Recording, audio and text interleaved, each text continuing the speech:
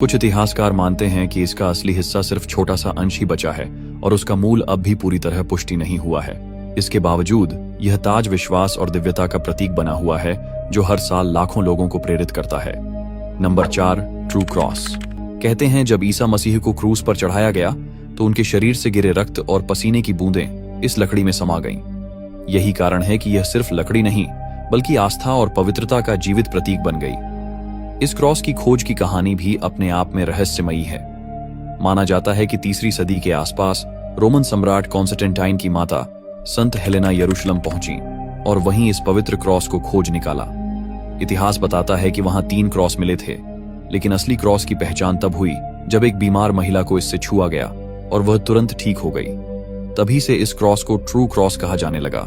कहा जाता है कि ये टुकड़े आज भी पेरिस, रोम, ग्रीस और कई ईसाई धार्मिक स्थलों पर कांच के केस या सोने की सजावट में बंद करके रखे गए हैं। Number 5, nails of the crucifixion. दोस्तों जरा सोचिए, वो कीलें जिनसे ईसा मसीह को सूली पर ठोंका गया था, अगर आज हमारे सामने हो तो यही सवाल इस रहस्य को और भी गहरा बना देता है। 1968 में यरूशलेम के पास गिवत हा मिवतार नाम की जगह पर एक कब्र की खुदाई में पुरातत्वविद वासिलियोस जाफेरिस को एक अद्भुत खोज मिली। वहां से एक व्यक्ति का कंकाल निकला जिसकी एड़ी की हड्डी में अब भी लोहे की एक लंबी कील फंसी हुई थी। यह कील लगभग 11 सेंटीमीटर लंबी थी और यही वह पल था जब इतिहास और आस्था दोनों आपस में टकराते हुए नजर आए। कहानी यहीं से दिलचस्प हो जाती है।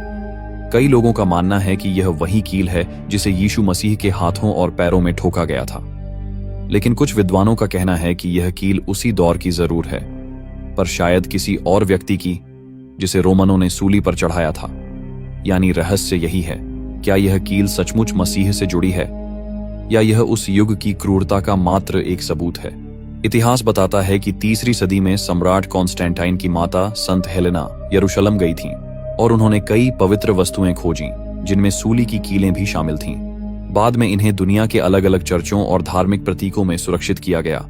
नंबर 6, सिलसिलेवार रोबे ऑफ जीसस। कहते हैं यह वही वस्त्र है जिसे यीशु मसीह ने सूली पर चढ़ाए जाने से पहले पहना था, लेकिन इसकी सबसे बड़ी खासियत थी इसमें कहीं भी सिलाई नहीं थी। पूरा कपड़ा एक ही धागे से बुना गया था, बिना किसी जोड़ तोड़ के। बाइबल में भी इसका जिक्र आता है कि जब सैनिकों ने यीशु के कपड़े उतारे तो उन्होंने इस चौगे को फाड़ा नहीं, बल्कि आपस में चिट्ठियां डाली ताकि यह बिना फटे किसी एक के हिस्से में आ जाए। यही दिखाता है कि यह चोगा कितना कीमती और अनोखा माना जाता था। अब रहस्य यही है कि यह चोगा बाद में कहां गया। मान्यता है कि 4ठी सदी में संत हेलेना, जो सम्राट कॉन्स्टेंटाइन की मां थीं, उन्होंने इसे खोजकर यूरोप भेजा। कहा जाता है कि इसे जर्मनी के ट्रायर कैथीड्रल में सुरक्षित रखा गया। कई बार यह लोगों के सामने प्रदर्शित